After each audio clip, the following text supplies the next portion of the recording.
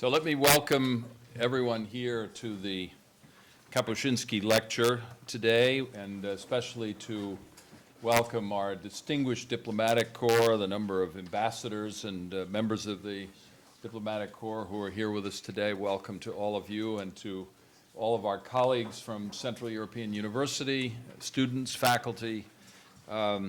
This is a very auspicious occasion, and we have two extremely distinguished visitors and lecturers here today, and I will introduce them to you in just a moment.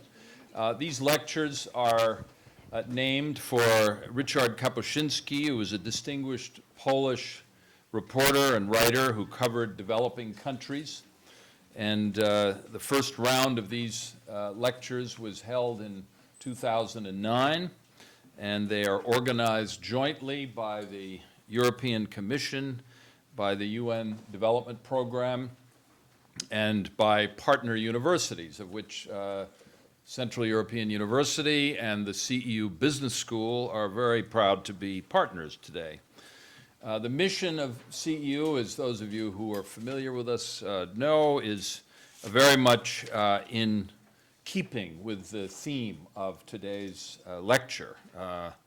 We are above all about international diversity. We're very proud to be a university that has students drawn from over 134 countries and faculty from 40 countries, and there's no dominant nationality at CEU. One of our key values is the equality of opportunity for people around the globe, and certainly the equality of opportunity to participate in educational opportunities. We are also a major academic institution focusing on issues of development, local, national, regional, and global development. And certainly that is at the core of what today's Kapuscinski lecture is all about. Today's lecture is entitled A New Decade in the Fight Against Global Poverty, the Hungarian EU Presidency and Development Policy.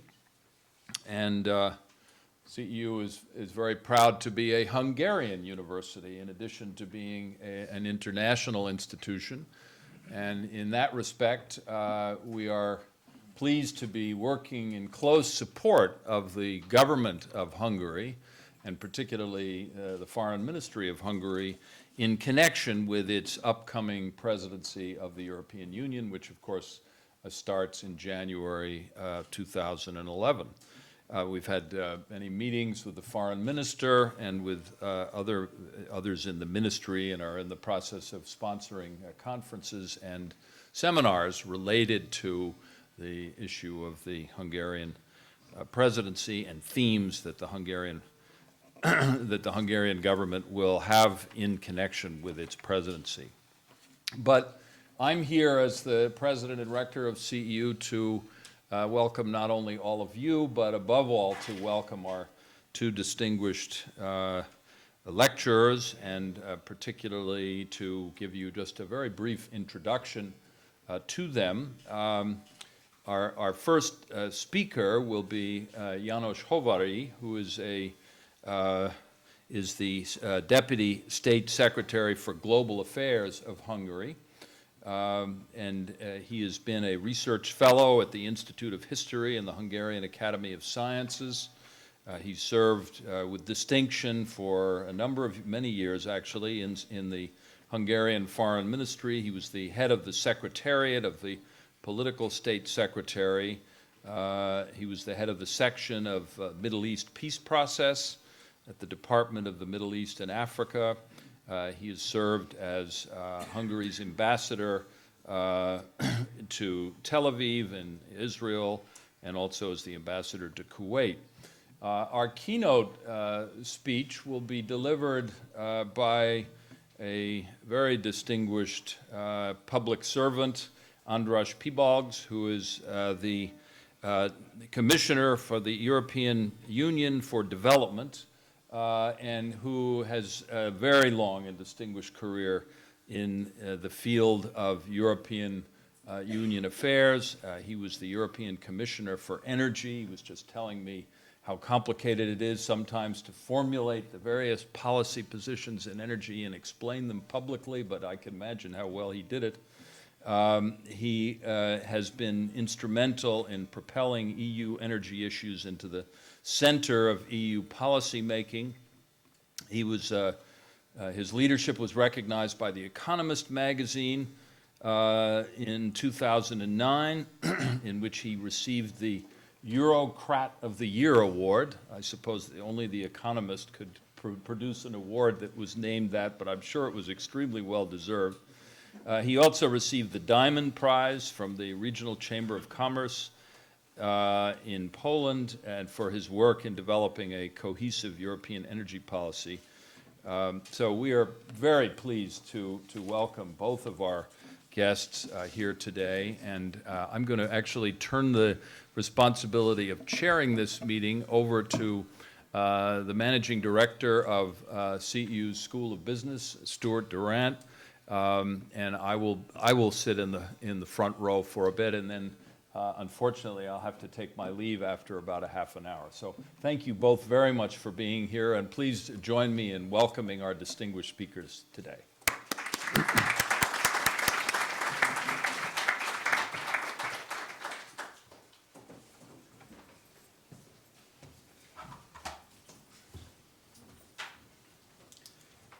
I think without further ado, I would like to invite Mr. Hóvári up to the podium to deliver his speech. Just one word, I'm apologising for the slight delay which we seem to have incurred today, and owing to further commitments, the distinguished gentleman must leave at 3:45, which means you can mark 15 minutes earlier in your calendar. This does not mean I will necessarily ask them to hurry through or rush their speech, of course not. It does, however, mean that we will have to be a little bit tighter and more curtailed with our question and answer session once we come to that, but we'll try and allow as much time as possible. And just one more word, if I may, to thank the UNDP for their cooperation and their co-hosting of this particular programme. And we have also the pleasure of welcoming Ági Veres, who will say a few closing comments after the question and answer session, approximately from 3:40 to 3:44, we think. With that, I'll hand you over to Mr. Hóvári. Thank you.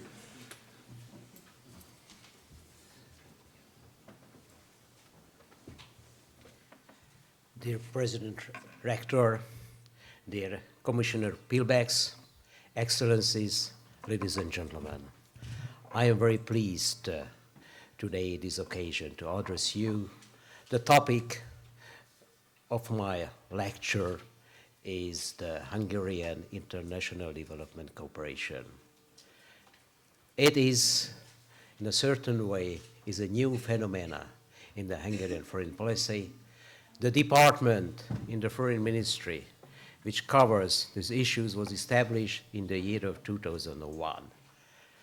And we have 9 years history which is behind us, and in the last 9 years we try to understand the main concepts of the international development cooperation, and we try to implement an excellent projects in the programs.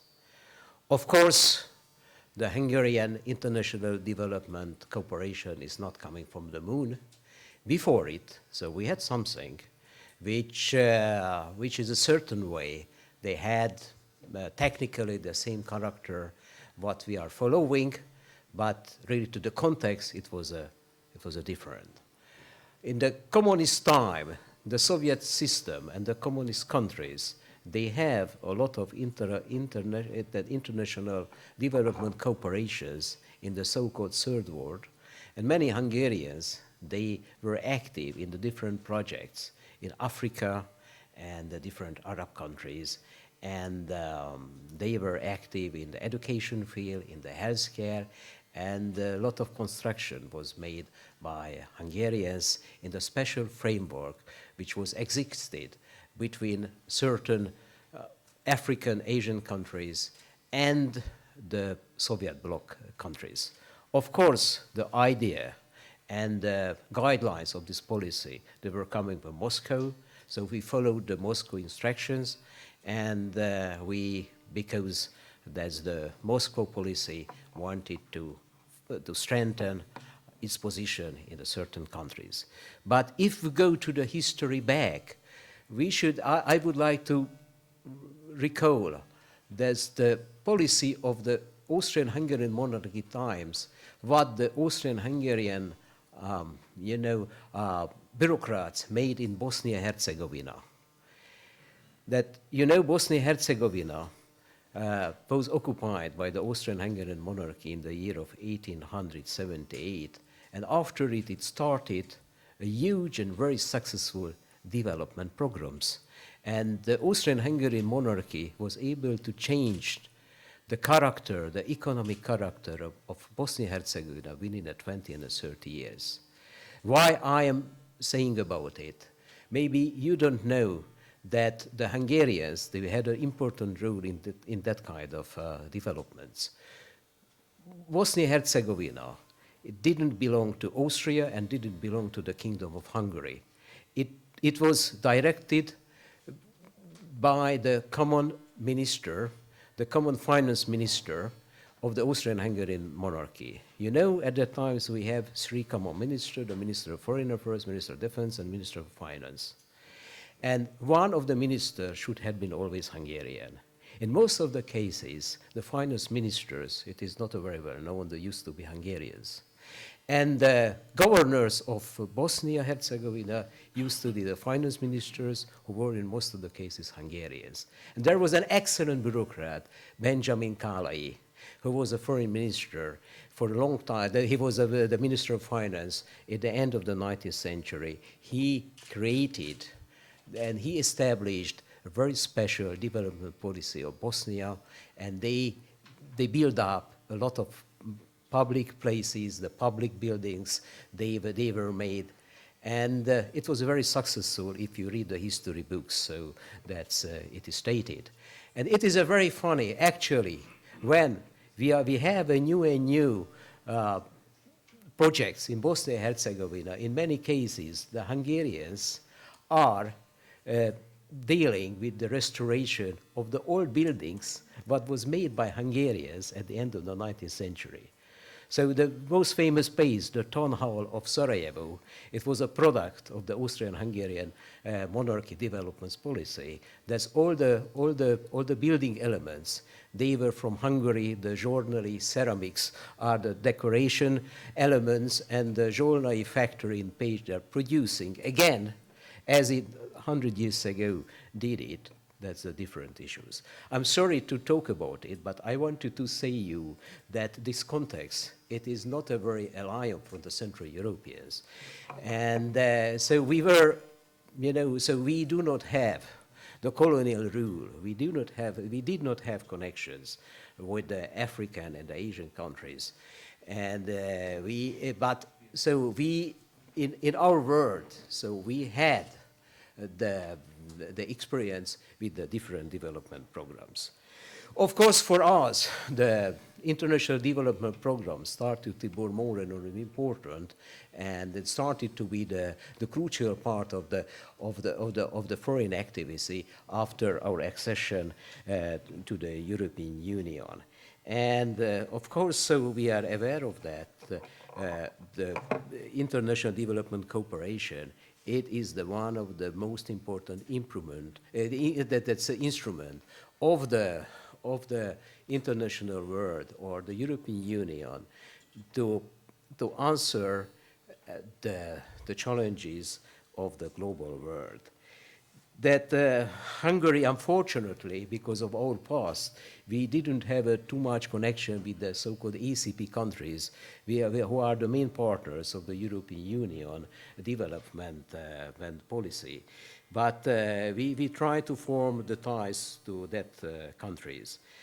That in the Hungarian governmental system, the foreign ministry is responsible for Hungary's development cooperation policy. But in the implementation, the different ministries are involved, and the different ministries, they have very, very brave and very successful policies in the development field. The basic document of the Hungarian development policy is made in the year of 2001. It is a governmental resolution, a governmental decree, which formulated the goals and the objectives of the Hungarian development policy. Of course, this document should be revised, and we should have a new one. So with my colleagues, so we are working on the forming up a new document which reflects the main elements of the development policy, and which is suitable to the mainstream policy of the European Union. Of course, we have the certain partner countries that we are connecting to the general European Union development policy, but we have an all bilateral policies and bilateral programs in that field. So we have some partner countries and some ambassadors are living here, so who are from the partner countries. For example, so Vietnam is a partner country in the field of the international cooperation. But in the region, the Western Balkan countries, Serbia, Bosnia-Herzegovina, Albania, are traditional partners, and we had a lot of successful programs in that countries. And from if we look at the east, that's the huge area which is existing between the European Union border, Russia, that it is the so-called Eastern Europe, which is a new Cisjana Europa in that region. So we have a very ambitious policies towards Moldova. Moldova is our excellent partner in the development cooperation, and of course Ukraine, the different part of Ukraine's, the Transcarpathian region, which is in the neighborhood, but not only that. So we have different programs in Ukraine. And of course, Georgia is a very important partner, and we are on the way to find a proper policy towards Georgia. And in the Middle East, the Palestinian National Authority is our traditional partner. So we had a lot of programs with the Palestinians. For example, I remember, so I was the coordinator of our program before the Palestinian elections, when we started to train the Palestinians for the elections and to be handed over the different skills and different techniques to the Palestinians to do it well. And in the Arab world, the Yemen is our partner. So we had health care programs in Yemen. And if we go to Asia, so beside Vietnam, so we have good programs in Laos and Cambodia. And in the African continent, we are, say that we are a certain way modest, but we had some projects in Kenya, the healthcare projects, and we have some projects in Ethiopia, in South Africa. But in our policy, so we would like to have a balance, to be balanced in the field of the international cooperation, that's with the different directions. Of course, Eastern Europe is a very important us, because you know it well that the European Union is forming its policy toward Eastern Europe. The Eastern Partnership Program is a very crucial, and we will host during the Hungarian EU presidency the Eastern European Summit, and we should find a proper instrument to help significantly, substantially, that's the statehood and the functioning systems, the functioning institutions in the regions, which are in our neighborhood. And they need our skills, they need our training programs, and we are on the way to do it well. And of course, so Hungary is neighbored by the Western Balkans, and the Hungarian policy is interested in the enlargement of the European Union, and to engaging in new countries. The enlarging and engaging is a very important issues for us, and we try to find the channels with our Serbian friends, with Bosnian Herzegovinian friends, with Albanian friends, Montenegro, Macedonians, to have proper programs and to transfer the skills and transfer our experiences, what we have got that's in the last 2 decades, because you know it well that the transition in Eastern Central Europe, so what we witnessed and what we made in the last 20 years, it is a very, very important issue, and it is a historic issue. It is a part of the world history. There are many lessons on it, and I think so we have a credibility. We are explaining the problems, and so we are the privileged position, so we are able to explain to the Western Balkan friends or the Eastern European friends what is the logic of the Western world, what is the logic of the European Union.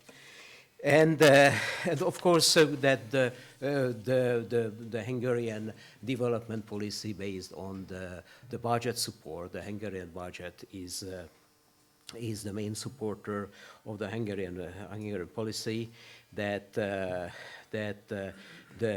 Hungarian earmarks related to the development cooperation in the 75% are going to the international organizations, to the European Union.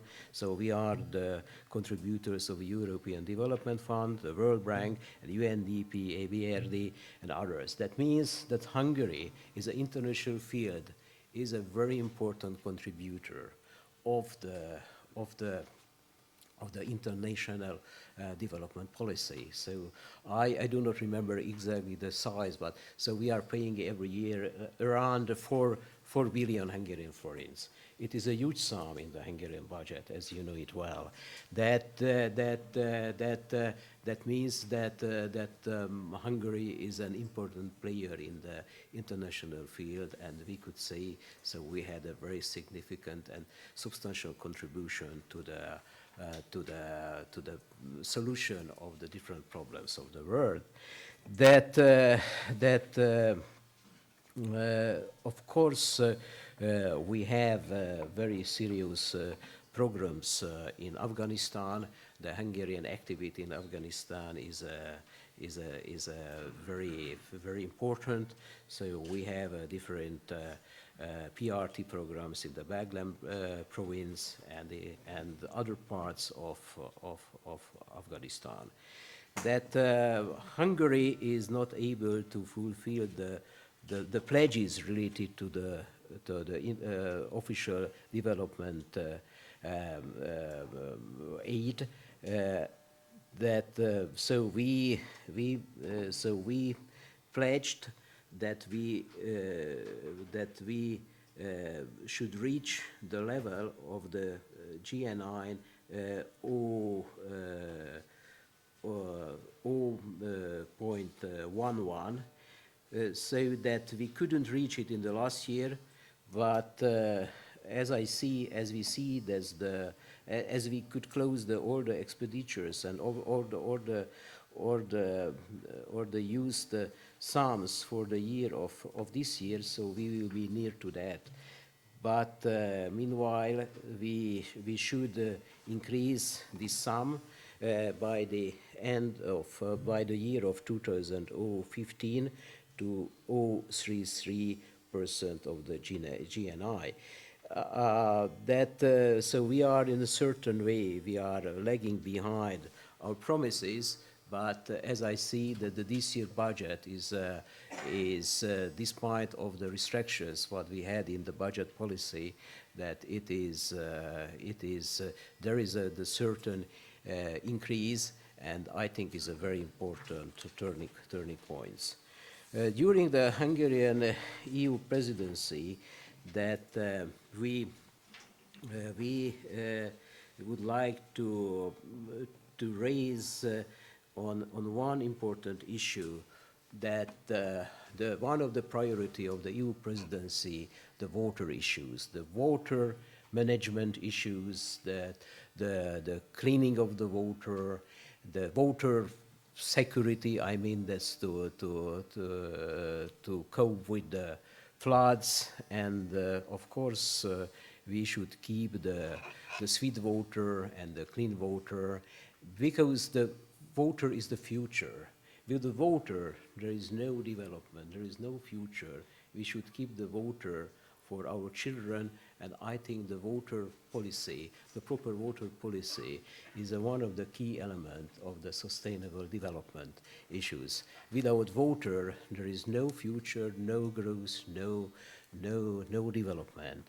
And in the foreign ministry, we are trying to,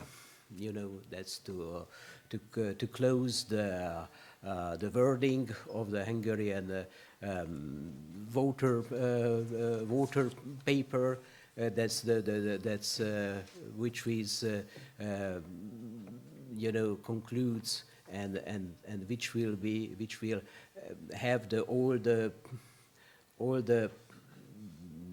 that's all the issues of the water related things, not only regionally, not only connected to Central Europe. So we would like to have a global perspective, and we would like to, to use the knowledge, the skills what we have in Hungary related to the research on the water issues and the water management. Thank you very much for your attention.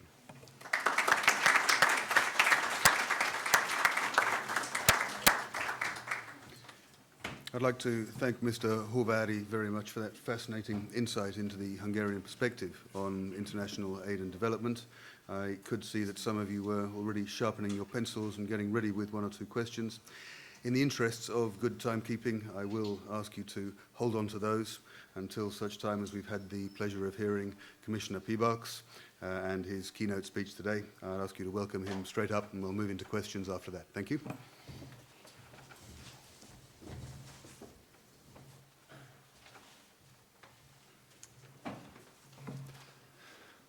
Well, Excellencies, Deputy State Secretary, definitely Chairman, ladies and gentlemen, it's really great honor to have a chance in the age of Twittering to speak a bit longer. So I am afraid that one day will come that even official speeches or speeches at the universities will be should be delivered in 160 signs.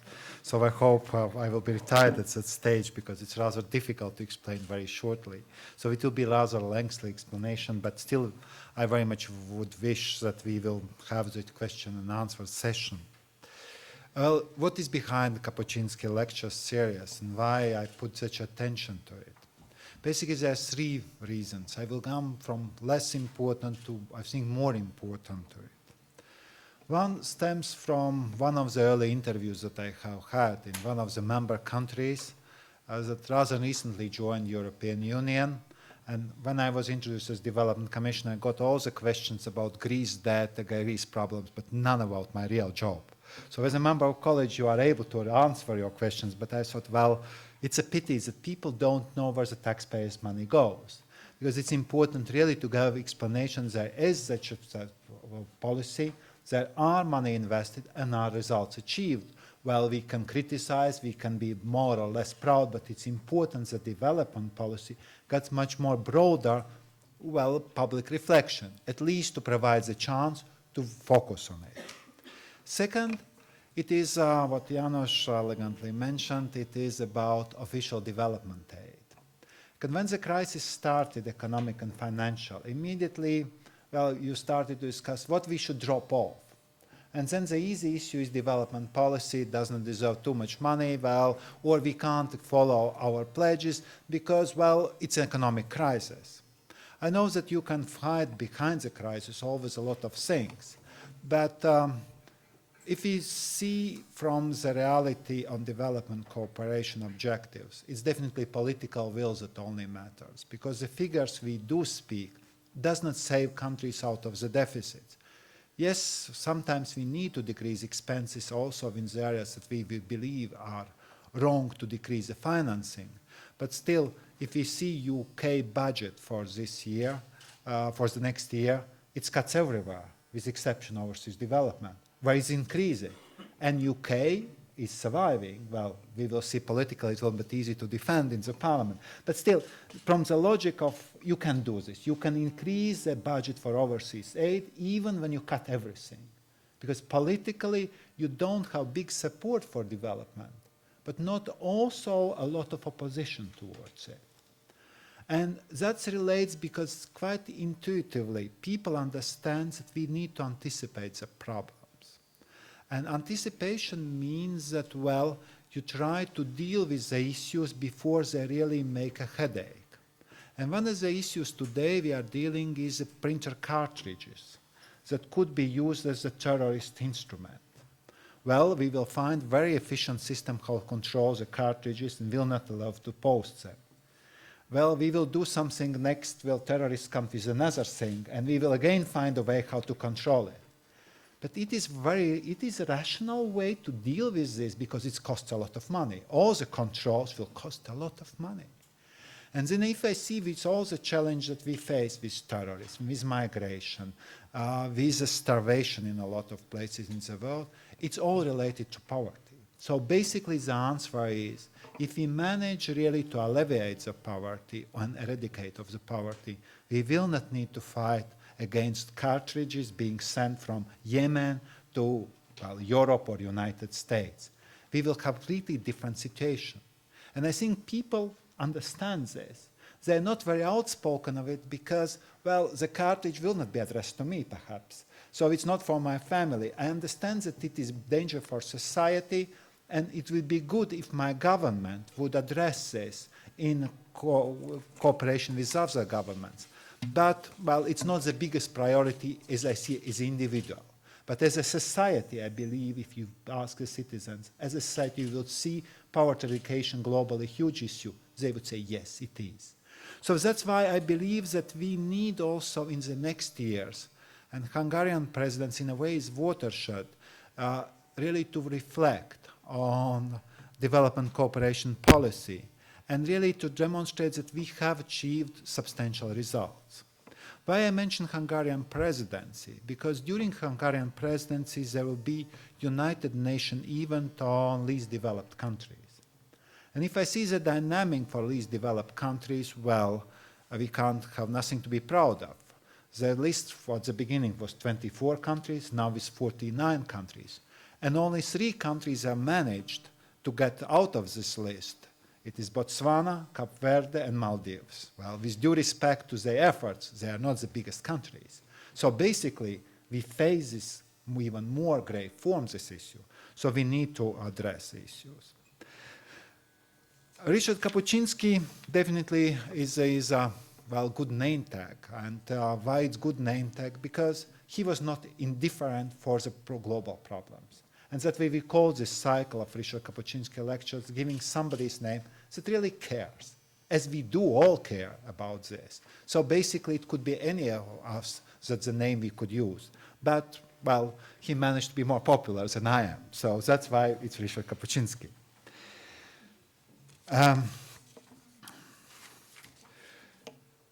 Well, to many people, the idea of development conjures up images of charity. This is certainly true, but only partially true. Development actually goes much further than our natural instinct to help others in need. Development policy is a moral duty, but it also reflects a clear commitment of the European Union as reflected in the Lisbon Treaty and a mutual interest. The aid European given, and that's important to emphasize it, is not a panacea, but it should be catalyst for change. Whether we speak of alumina or oil spills, drug trafficking, terrorists, or pandemics, what they all in common is their disregard for national borders. We cannot shield ourselves from such challenges beyond our national boundaries, many of which have their roots in poverty and underdevelopment. Our development policy must be about the long-term response to global threats, because we cannot look at migration, climate change, or security without facing what is often at the heart of such a problem. It's poverty. Our development policy must be about how best to help developing countries and their people lift themselves out of poverty and create a future for themselves, for their children, and for their countries. How can we best accompany them in their own strategies to transform Millennium Development Goals into realities by 2050? Because it's very clearly that the prime responsibility is theirs. But we can surely bring value added in the whole process. Poverty cannot simply be solved by giving people enough food to get through the day. Our response must be about building a better tomorrow. To do this, European development policy has to confront the global challenges by learning from experiences, sharing ideas, and preparing the grounds for opportunities to flourish. I believe Hungary, as well as other new member states, has really a lot to contribute. In a relatively short period of time, Hungary, or Latvia as mine, our native country, has managed to transform both its political and economic systems. Our familiarity with democratization, attracting foreign direct investments, establishing regulatory frameworks, adapting social protection schemes are all very valuable experiences that can be shared and should be shared with the developing world. European development policy is all our policy, and that means that it's not just Commission, it's not just Hungary, but all together we need to find the way how to make it relevant and efficient. Just the other day, and also today, I have been hearing about Africa-Europe Challenge that has been set up by 2 Hungarians. In case some of you have not heard of this event, it is basically a very challenging yacht race to go around Africa, something compared with Kapuscinski's experiences, while also offering cultural aid programs at various locations along the way. I believe that is a good way of promoting development objectives. At the same time, I know that is a just way how to draw public attention. Because it gates that we have given until now has provided the difference. EU is the biggest supplier of aid, and we provide 60% of global aid. It's roughly 50 billion euros per year. 10 billion goes through the Commission, 40 billion goes through individual member countries. But it's very clear that we face a need to strengthen it. And there are a couple of issues that are important. First of all, money matters. You can't transform the world just by preaching and putting a political dialogue. So all the commitment that has been confirmed in June this year of 0.7% of GNI really matters. Matters for developing countries because that gives them boost really to go in the right direction. But matters also for us because without money you can't address the global challenges. So I will believe that shouldn't be struggle for me to convince member states to come to these pledges, but really themselves to be ambitious and with peer reviews encourage the countries that are lagging behind to achieve this. Second issue that what we need is try to find accountability and efficiency in the whole process. Because our approach sometimes could be compared with, well, it's a bit of Boy Scout approach until now. That we try to really much use a country-owned system where we come in with budget support expecting that outcomes will be transformed society. And perhaps we have not been big enough, or our framework have been not big enough, or our, partners have not taken it too seriously. If I see the overall development, it was not what we have expected. So that means that we need to find a way to better measure inputs that we put in the developing country system and measure an output. So for example, we have done a lot of general budget support, and it's very noble attention to support country-owned development program. The difficulty is how you measure the result. Because when you put in the country-owned system, you should also be, well, understanding the country has a lot of priorities. And the first priority is to win next elections, for sure. And transforming a lot of systems takes a lot of risks. And that means that perhaps we need to much more focus on sectorial support, where the areas we believe need to be evolved. So it means that you measure input, you measure output, and try to measure that how this output makes an impact on outcome. Then is the issues that we know we always need to answer, where the development really could be created. And with due respect to our policies, I think we always have been shy in recognizing, for better or worse, that each country in this world will try to follow the examples that European countries have had and most developed countries have had. Well, basically it's consumer societies. To be honest, it's consumer societies that care about growth, care about better living conditions, better dress, better car, etc. It's not different. There will be no differences in developments in any country in the world. Even if a lot of people are living in isolated villages today, it will change very rapidly. Information technology is accessible to everybody. So knowledge is there. And people to realize their dreams could have two choices. Or the growth is in their countries, or they go to another place where they believe they have a chance. So if you can't keep them in the situation like this. And that means that European Union can really to focus on the growth provided sectors. Well, where can we do this? I think there are two key areas that I would argue still need to be very much as priority. One area is energy supply. Because I understand that water, well, air, well, is necessary as well. But if I see the potential blockage for growth in any of these countries, it's energy supply. Because you can get water even from the sea, provided you have energy. But if you don't have energy source, you basically are blocked in each and every area. And when we speak about climate change and expect that countries will use more energy, in particular developing countries, then I would say it's even a duty to provide clean energy sources to the developing countries. Because it addresses the climate change and anticipation from other sides. It provides a basic necessary infrastructure to any growth. Second sector, but it's perhaps not universal, but mostly really relevant to sub-Saharan Africa, it's agriculture and food security. If we see the yields and societies where they are today, it's very much focused on agriculture.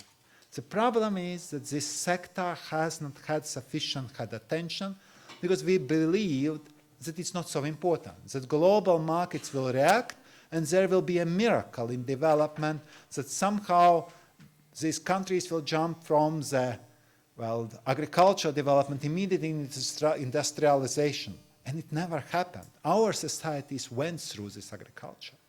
So, as your productivity grows, more people go to the other sectors. But I believe that is also a sector we need really very much to reflect. And then is the question, how about the size and scope? And for me, it is quite clear that we need also to try to blend more loans and grants. Grants are very good. But grants have two weaknesses. You can never be big enough on scale. And the other weakness is when you finish the grant project, you finish it. You never come back to it. For loan, it's a longer term because you need also to pay. So that means that both sides have more interest that the project or program provides value for longer term.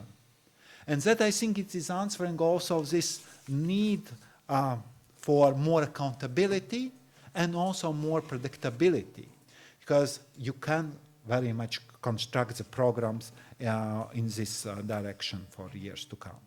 So I think that it is important to deal with these issues. But it would be wrong to present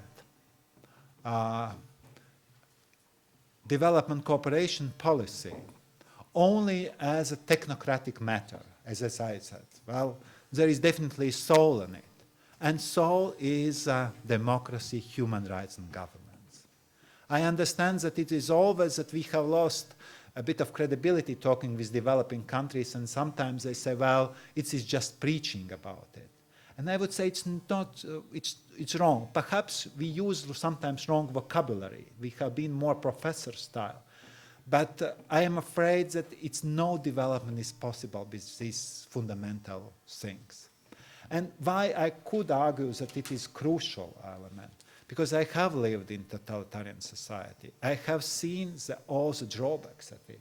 And whatever is the system now and challenges it, it's not comparable what I have seen it.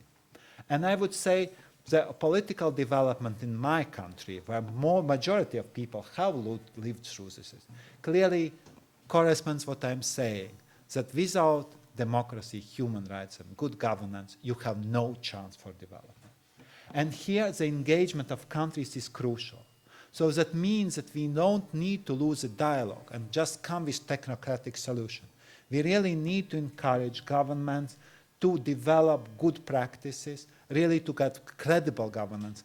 And in this respect, we have also some support from, for example, African Union. We have invested a lot of regional cooperation, and particularly in African Union and African Union Commission. And if I see the watchdog on democracy in Africa, it's not us, it's not United Nations, in African Union. Because that is the first watchdog that I have this. And partially because we help them create themselves to this level. Without our financial support, it would not work. And that brings me that whatever we do in technocratic schemes, we should not forget support for governance, support through the NGOs.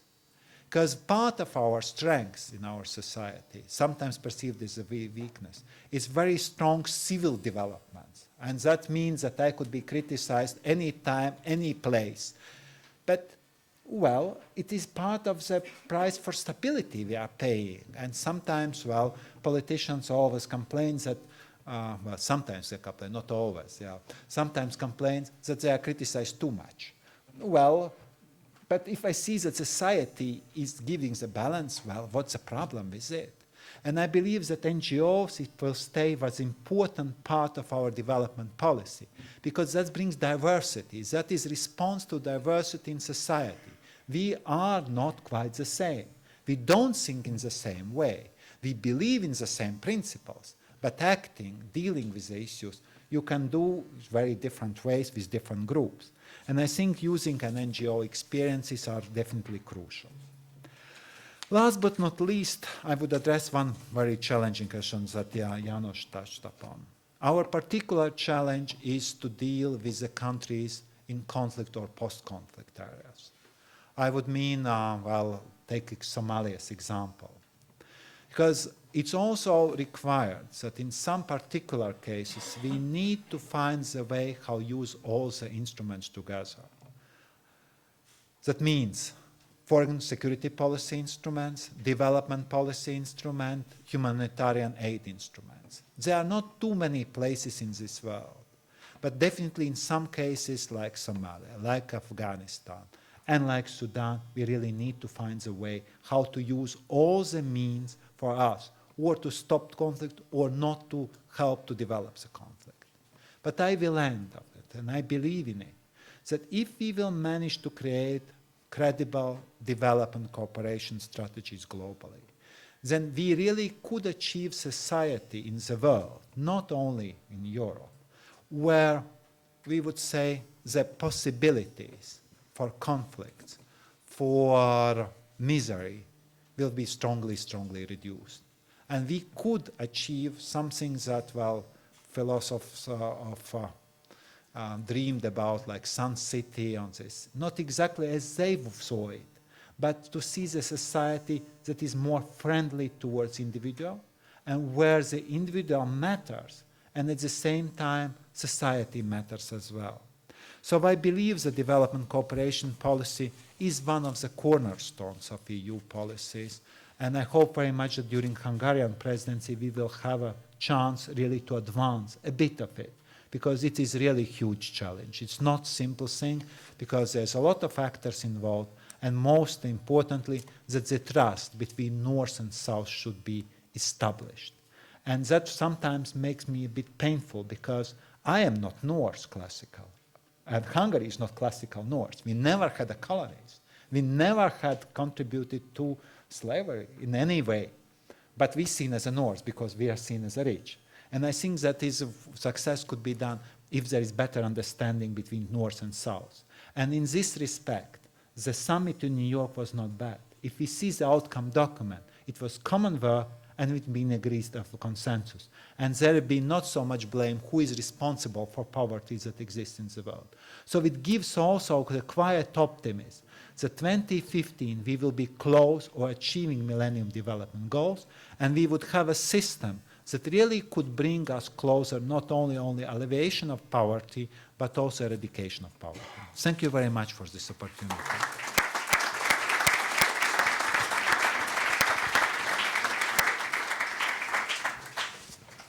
I'd like to thank Commissioner Piebalgs for some very thought-provoking and very passionate comments indeed. I think we can all tell that the development issue is very well in hand when someone who clearly takes such a care and interest in the field is at the helm. We will open up for questions in just a moment. This, I think, is wholly in keeping with the tradition and spirit of the Central European University, where debate and interaction do replace lectures and sitting down and merely listening. I would remind the gentlemen that they won't need to keep on jumping up and down from their seats to answer the questions, as allegedly we have a multi-directional microphone there which should pick up their responses. Similarly, I believe we do have a couple of travelling microphones around in the audience for those who would like to ask a question. I will also take advantage of the multi-directional microphone in a moment. I just wanted to touch on one thing from Mr. Piebalgs' speech. You might have heard him mention at the beginning that perhaps in future these sort of speeches might be delivered in 160 characters via Twitter. I took the time and trouble to look at Mr. Piebalgs' website today, and he has a pretty active Twitter feed indeed. So those of you who would like to get the short bites on a daily basis, look it up and feel free to check it out, I would say. So with that, I would open the floor to questions. Please fire away. Gentleman down there. Hello, my name is Stefan Civiano. I'm a PhD candidate at CEU. Commissioner, I would like to ask a question regarding ownership and how the Commission deals with nurturing ownership in the partner countries.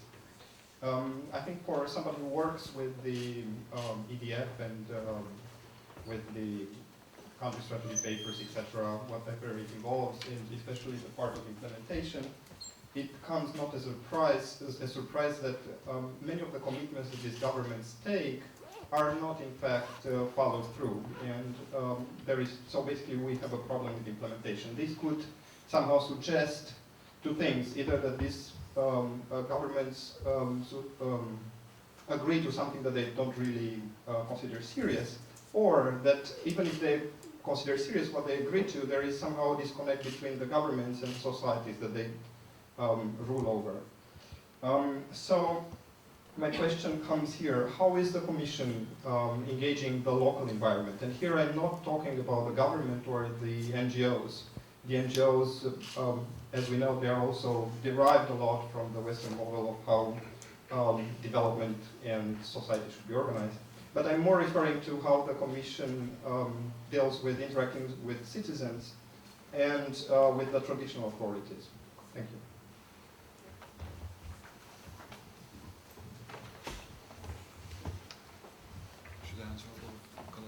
Would you please? Yes. Well, yes, my name is Gede. I'm a Excuse me. PhD. Sorry, can I propose that we would actually proceed on a question-by-question basis? question by rather question, than it's okay. Gather a whole pile of questions, which by the time we get to the end of them, some of us might have forgotten what questions we actually had. So perhaps we'll ask Commissioner Piebalgs to deal with them in order, and Mr. Hóvári to respond to Mr. Piebalgs should he have any comment, and vice versa should the question be addressed to Mr. Hóvári. Well, it's for me it's not easy to answer your question. Interacting with citizens, well, when I've been to Rwanda or Uganda, I meet people and interact with. It's the same, I would say, our delegations interact with, say, people in form, well, whatever form. They met privately, they see people in the streets, they talk to it. So they build some type of, feeling of the country. And as they are based there, with difference to myself, I think what they act, and when they come with concrete projects or programs, they're very much based their experience on interaction with the local people and with the citizens there. But still it does lead to me that you need really to have a contact with democratically elected representatives of these countries. And that means that the governments for us are critical. We can't avoid really dealing with the governments because we believe that the democracy means that you have a governance and it is in the interest of the people. Well, even if it's majorities that elect the government, but still, that I think is the main way to deal with this, because it's not way how you can bypass it. Then there is traditional, kings, I know, that they participate in the events I have seen in the African Union Summit. I have met some, and I know that Libyan guide also connected, reconnected them that met. We mostly believe in a democratically elected structures. So that means that we deal with democratically elected structures, or it is governance, or it is parliaments, or it is local municipalities. So I think that is a structure that we follow from the European Union, because we also have a lot of nobility in the European Union, I believe, but even in the countries that are not kingdoms. But we work with elected governments and with the structures that are represented by the constitution, because only way to strengthen development policy is and avoid the conflict that the borders, the countries are kept as they are, or the processes are well thought and democratic. So that leaves me that we will continue to work on these countries, and country strategy papers will stay extremely important for it, with all the deficiencies that it could have. So my thinking and my reading on that issue is the following. There's the topic and the context of the foreign policy has been changed radically in the last 2 decades. That the foreign policy issues and the main topics of the political discourse used to be on the security policy and of course so that that kind of traditional things, the environment aspects and the new issues which are coming from the danger what we have in our life. I mean, there's the climate change has an effect on the whole world. The biodiversity so issues are serious, and the people so in the societies they are think about, and the ordinary people in every countries, and not in the developed worlds, and even in the very far regions in the islands and the Pacifics. That's the level of the sea is growing. So they know so that the world should do something, and the responsibility related to the new challenges are so very significant in the society, in the political discourse, and the politicians should address that issues. The sustainable development, the climate change, the biodiversity, the environment issues are more and more important. As you see that the development cooperation has a special role in that issue. So if we would like to make our world so nicer and better, and we would like to more security, so we should address the challenges, and we should interfere into the certain societies in Africa, in Asia, and we should have an instrument. So we should promote the democracy. I agree with Commissioner Piebalgs, and of course the good governments are the key issues. Even the good governments, that is, there are the functioning structures, and even that these countries that are able to get taxes from the citizens if there are some improvements developments, and they have new resources for, so to have their own developments issues. And of course, so the many countries, they are able to cope with the challenges, because the small islands who are in the Pacific Islands, they are not able to cope with the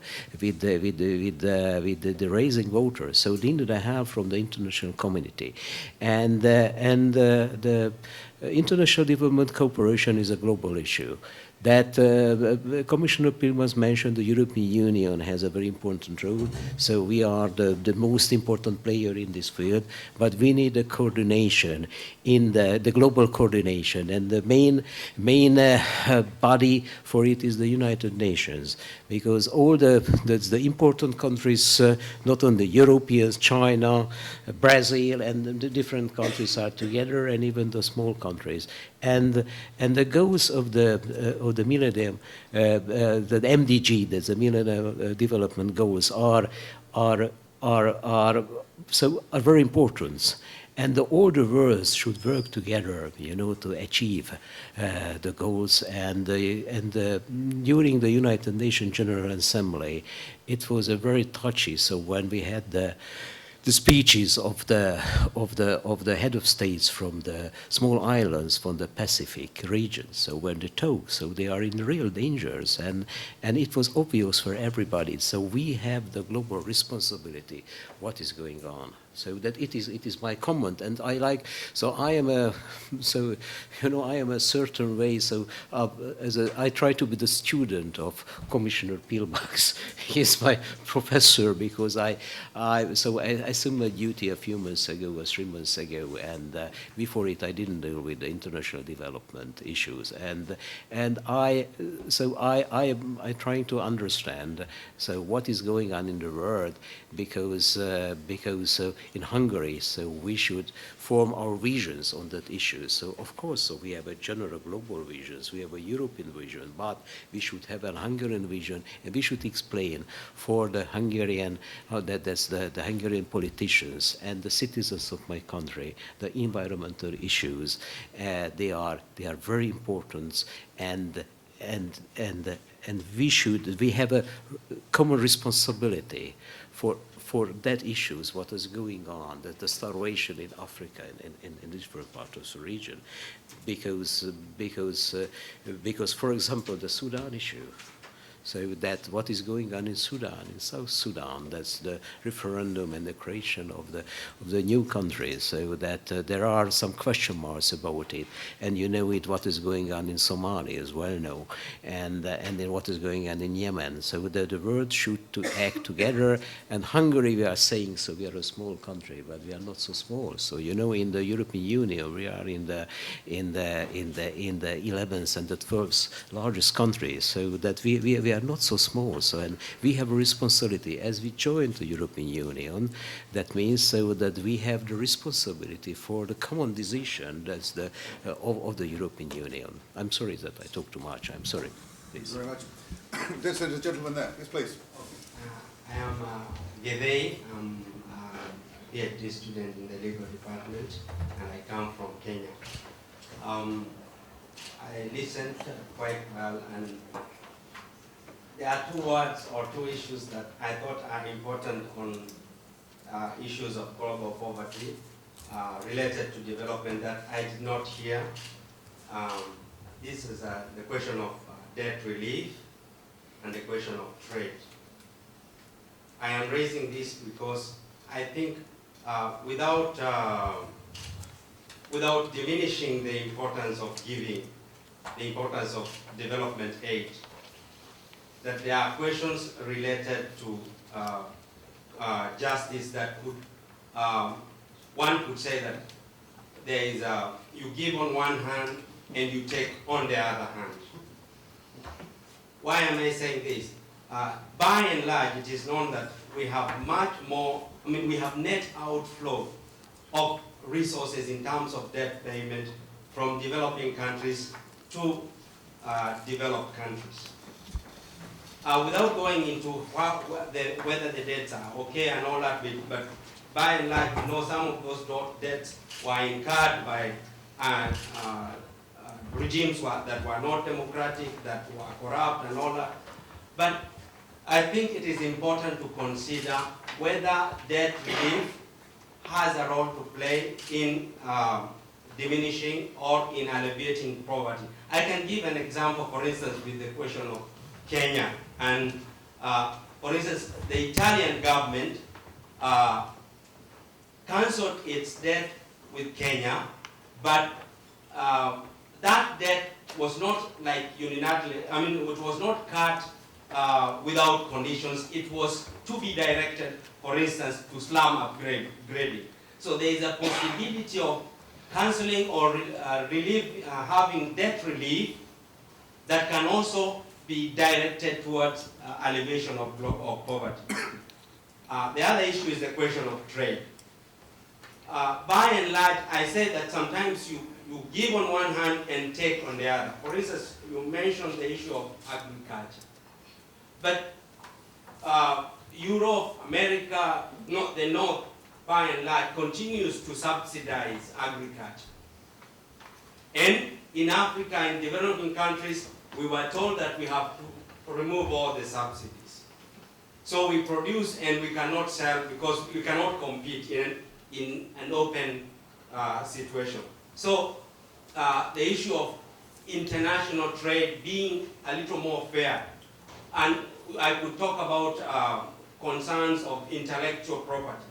I mean, if you continue to have very strong intellectual property rights, for instance, with the cases of AIDS and all that, people, I mean, developing countries will not have access to this. So I think there are concerns that that relate to questions of justice. So in the question of development and poverty and all that, where do issues of debt relief and trade come in?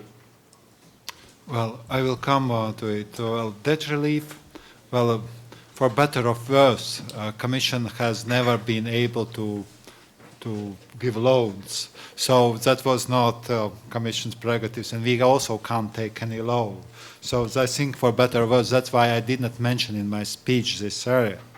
But for debt relief, I have not such a simple approach. Because if I take a loan, then I should be in position really to return the loan. That's the point of the debt. When I make a debt, I make it a purpose and I calculate with resources. Or if I know that I can't make it, then I try to engineer support who will pay the interest or the part of this debt to the bank or where I borrow the money. The risk what I have seen, for example, in Africa today, it's a new way of indebtedness. New way of indebtedness because the demands are there and countries take loans in billions. And they take loans from the markets. Well, it's better than from the governments, but still there is a risk of indebtedness. And that's what I believe, that if we go with budget support, we should be in ability also to discuss macroeconomic support. So I believe there is some room of maneuver on debt relief, but it is very individual thing, as you mentioned, concrete loan, concrete country, but it's not universal tool, because just with debt relief you can't bring the growth. You can alleviate the situation for a while, but later on you come to the same situation. So that's why I would say this tool, in my opinion, has limited application, and most of the debt reliefs have been basically already done. So there is not such a big chance state, but we could study. On trade. Well, there is a perception that EU, Common Agricultural Policy, is a problem of all of evils. And I just try to get into this issue. Well, basically, EU is a market that 80% of developing world's agricultural products land upon. So only 20% are going to United States, Australia, or New Zealand. I am quite astonished about it because EU has a policy everything but arms. So basically our market for mainly commodities is accessible for less poorest countries. Then the question why the products are not there. And the answer is very simple. There is a lack of infrastructure. There are not roads, there is no energy supply, there is some limitations that limit the capacity of the countries to come to EU market. If I see the regional trade, in the most of cases it's not existent. So basically, it's again just abolishing somewhere.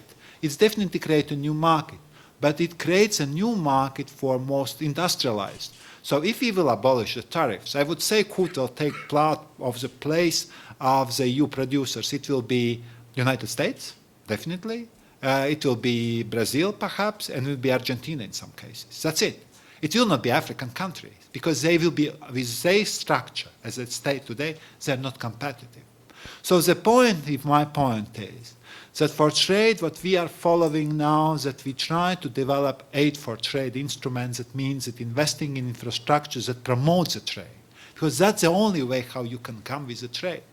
Trade is not just tariffs. Trade is also infrastructure. That's why I've said so much about infrastructure, that I said also about agriculture.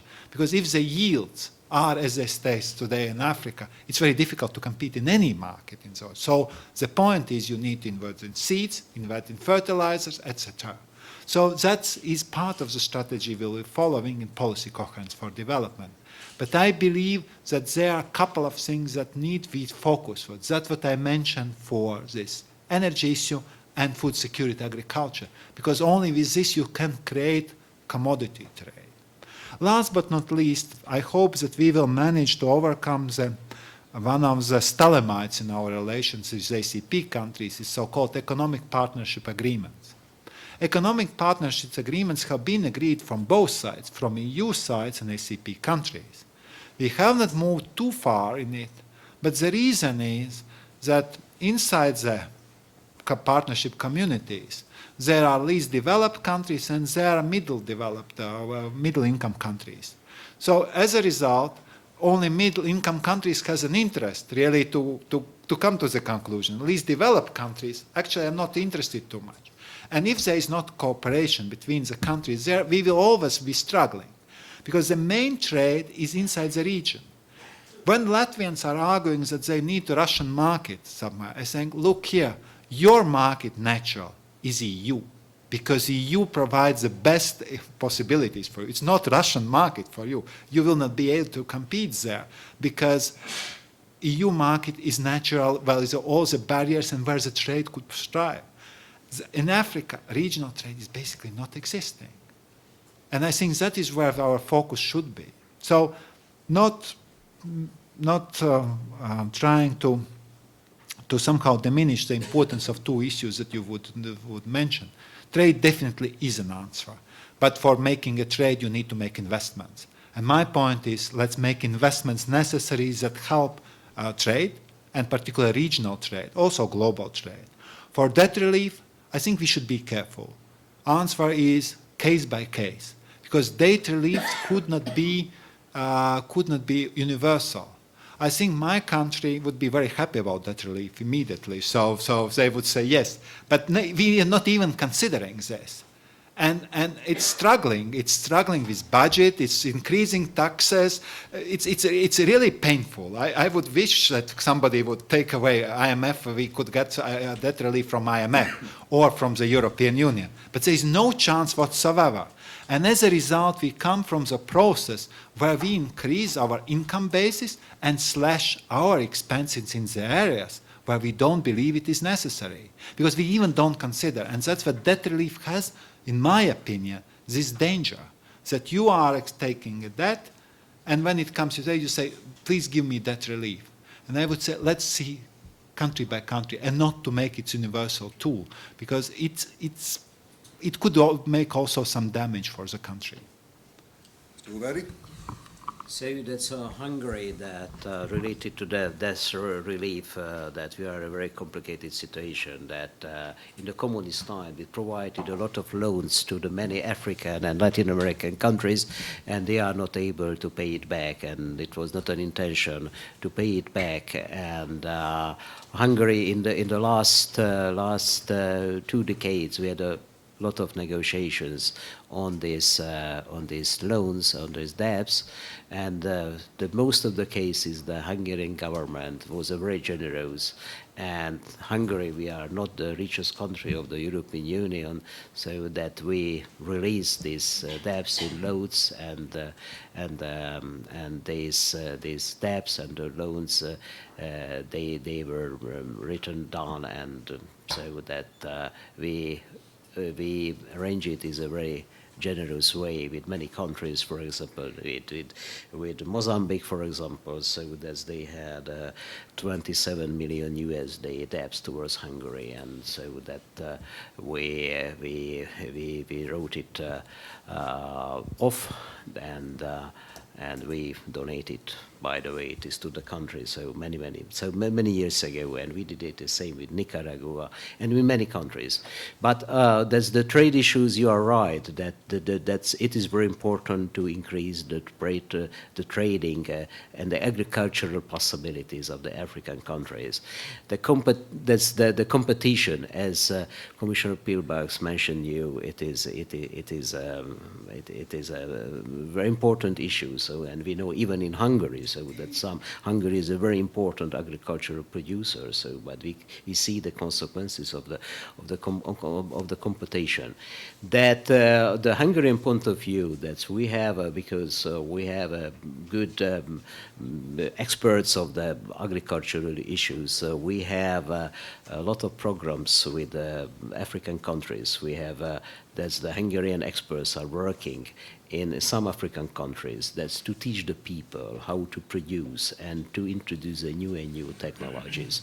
And we will continue in our development policy that we would like to give a priority to that.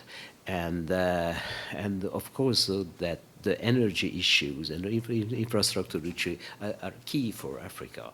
If there is a good governance in that countries, and if they have a good national plans, and if they are able to communicate to the Western world, to the European Union, or even to the United States of America, to China, so they could have a support, and they could build up, and they could be successful. It is interesting, by the way, in the region, the neighboring country of your home country, Uganda. Uganda is very successful in the last years. They achieved a lot of goals, and they could improve the general situation in the country, because there is a very substantial turn towards the good governance. Thank you very much. Next question, please. Sir. I'm the ambassador of Vietnam. Thank you very much for the very interesting lectures. My question is how and to what extent the presidency can shape or can influence the development policy of the European Union. Thank you. Well, presidency definitely can influence, because it's a chairing development council and development working groups. Whenever I make a proposal, I need endorsement by member states and sometimes also European Parliament. And everybody expects that presidency will be impartial, but well, its views are mattering. For example, we will come now with a proposal of 1 billion for MDGs. So we will make proposal, member countries should endorse, and then the presidency usually is good to create a compromise. I will propose the green paper on development policy. It's again a presidency that tries to make a conclusions of 27. So the role of the presidency is basically to get strong coherence between member states on the proposals given Commission, in positive action or rejecting it if it is not working, or finding a compromise. So that's why the role is a very crucial Hungarian presidency in all areas, in energy, in development policy. Well, I would not call every area covered by the treaty. There is a new architecture concerning Foreign Affairs Council, where High Representative chairs the council, but even there she relies very much on the support of the presidency. And on European Council, it is Mr. Van Rompuy that deals with the overall coordination. But again, he very much relies on the presidency. So that means that even with new architecture, presidency is crucial moving dossiers forward or postponing some things that also sometimes happen. So that's why I've been looking very much forward working with Hungarian presidency on development issues. So as I see that that the development policy based on principles and the guidelines, what we agreed, as you are able to agree, that's we should follow it. Of course, so we should improve the principles and the guidelines, and we should adjust it to the real challenges, because the world is not they used to change. So that's the problems what we had 5 years ago. Maybe they are resolved or changed. So that there's the new and new issues are raising, and that they are on the horizon, and we should address them. And that's why it's very important, the green paper, so which is a starting point for the new kind of strategy. And of course, so we will have during the Hungarian presidency some informal meetings on the future of the development cooperation. But generally, the main issue is what Commissioner Piebalgs mentioned this afternoon. That's how could make the synergy among the different policies. There is not in the European policy, there is not a separated development cooperation. That one side there is a common security and foreign policy, there is a defense policy, that's trade policy. They are very, very important issues. They are all all those things are together. So we should build up. There's a certain horizontal cooperation and a horizontal coherence in the different fields. If we are able to do that, so that it is. So I think so that we should turn towards that kind of thinking, that kind of philosophy in all the European Union, by the way. So that and the coordination of different policies. It is easy to talk about, but it is very complicated to implement it.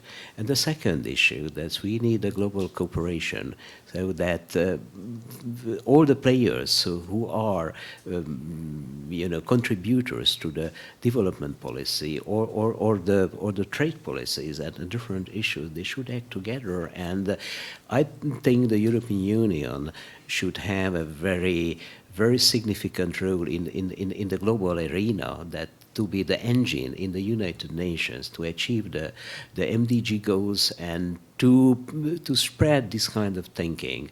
And Hungary, on behalf of Hungary, so that we are running for the United Nations Security Council non-permanent membership for the year of 2012 and 13, not because it is a nice issue that to have a seat in the Security Council, it is nice, but we would like to serve this kind of policy. So we would like to the active players of the forming and the forming up a new kind of policy in the global arena. That the coordination and cooperation are the main issues for the world. Thank you very much, Mr. Hóvári. I think we have time for perhaps one more question. It's going to be a reasonably quick question and a couple of fairly quick answers, if we may, as I know time, unfortunately, has come upon us already. So, at the back. Thank you very much. I'm Sebastian Kopp from the Swiss Embassy. I have a rather general question. As I'm following the development in the development policy globally, I see it all went from first giving the poor countries food, then we started giving them loans they can't pay back. My question, is there such an initiative like targeting into a private equity approach? Why not giving them equity, become owner, a co-owner in some development projects and companies? So we solve the problem of the interest. I mean, the country has the interest, the local people, they have the same interest. We will be able to dispose of the knowledge they need, and we will get the influence we sometimes definitely are looking for. So I wanted to know whether there's some kind of an approach like private equity in this. Well, I think it's also a misperception because in all development cooperation policies there's a misperception that everything is just failure. If we see African growth rates in recent years, I would say since last 5 years, it has been decent. Even with crisis, there have been positive growth. So I think we should not perceive that countries will not pay the loans and that is of misery whenever, whatever you start. It's wrong perception. I think it is the change, the speed of the change is not sufficient, but in a lot of countries there have been definitely improvement. You mentioned Uganda. I could say also some other countries that is, and for example, Vietnam is darling of everybody with the progress that was being made, starting from governments, ending with NGOs. So there have been substantial progress made in a lot of cases. The private equity approach has been, not too much use. Not too much use. We have not, but it's nothing against it. It could be used in some cases because it's no rules that are against it. So that could be used if there is for substantial infrastructure projects. Well, let's consider it. But my point was the debate, let's open more different methods of engineering, not just think about cash transfer. Because cash transfer weakness, it's not never enough. It's never enough to really to make substantial change. If we would say big investment projects in infrastructure, how many we could name in Africa where we came in? I can't call too many of at least. And that's, I think, what matters, the railroads. Let's take, for example, Rwanda, landlocked country. How it could get access to the markets? Well, you need roads, or better, you need a railroad. But a railroad costs a lot of money. You need to raise this money. So I think that is the issues we talk about today. I think that is what is necessary for the growth. It is much more finance, much more cleverly designed finance that will not call upon later that cancellation. So I think that is important to create such a type of schemes. And any approach should not be forgotten. But last not least, because I'm still haunted by the first question, it is, what we try to achieve, why we work so much with the governments and local, it's stability. And I believe that I have met, it's small test case for Africa.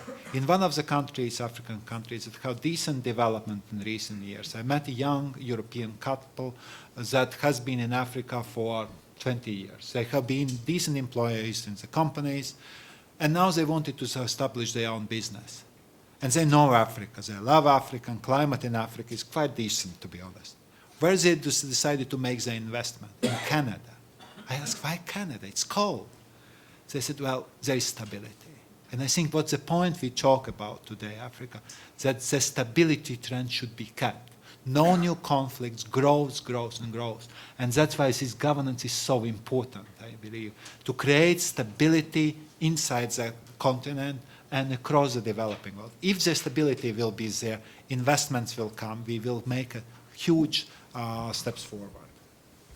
Very quickly in 1 minute. So the ownership that's in the development programs is very important. The European Union is trying to cooperate with the countries and to involve them into the projects, and they have an ownership in the program, and it is not a forced development programs, and it is a cooperation, and in African countries we have that, and so we will have the EU-African summit very soon, and the end of the month. It is very important in the cooperation between the European Union and Africa, because the European Union has a special responsibility and for the Africa, and we are the most important, that's aid providers to the African continent. Thank you very much. Thank you very much indeed. Now to give us some closing remarks, it's my great pleasure to welcome up to the podium Agi Vedesh from the UNDP to wrap things up nicely for us. Thank you very much. Come on, Agi.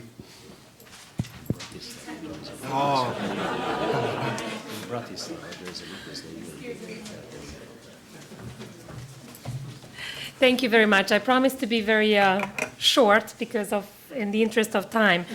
But maybe if I can just add some positive notes at the end and kind of bring the discussion to the level of so what's next and where are we with addressing poverty and with international development. About 20 years ago, it was widely accepted that we're looking only at economic measurements to measure poverty and development. But I think we moved a lot away from that, where certain thinking went towards looking at people and people-centered development, and the Human Development Index was established, where we actually also consider people's choices and their capabilities and their access and circumstances, in addition to simple GDP measurements or simple economic growth of the country.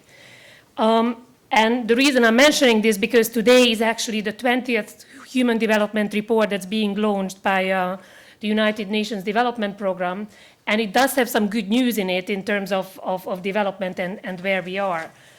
The topic of the development report this year is actually looking at 20 years of development. What happened and where are we going, and what is the impact of the international cooperation that was trying to move poverty out of the least developed countries. And I think some of the findings are very positive. Overall, people are healthier, more educated today, and wealthier than ever before. The average life expectancy globally rose from 59 to 70 years. Primary and secondary rural enrollment grew from 55 to 70%, and per capita incomes doubled to more than $10,000. Now, of course, these are disaggregated averages, and at the same time, if we break it down, we can see that few countries actually step back, few countries show lower human development indexes today than in 1970s. And the thing is, when we try to correlate the cause and impact relationship, a lot of it has to do that also the commissioner mentioned as a major issue, the devastating impact of conflict, also the AIDS epidemic and poor economical and political management. And I think this is very much tied to the stability issue. So there are certain development is contextual. When we have the context to be able to move out of poverty, it's much easier and much faster. And when this context changes, then countries do step back. What I also kind of heard from the discussions, and I think it's very important to note, is that we cannot understand these problems if we don't think of them globally. It's poverty and development is not a problem of lower income countries, and it's not just the issue of the North to fix it. If we look at the indicators, actually half of the world's poverty is in middle income countries. And a lot of the new EU newcomers basically are responsible for about 1/5 of the population living in poverty. So I think we all need to take responsibility, and especially I think the connotation of the Hungarian presidency is also to take some of this into consideration and see how we can also take action and not always look at the North and the richest countries to address the problems.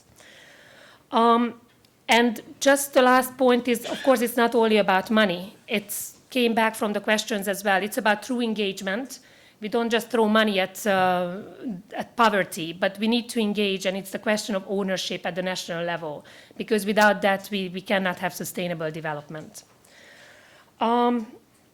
With that, let me just close the lecture and thank the organizers, Central European University, and the Central European University's Business School, the European Commission especially, and Commissioner Piebalgs, and the Deputy State Secretary Hóvári for giving us the lectures and participating.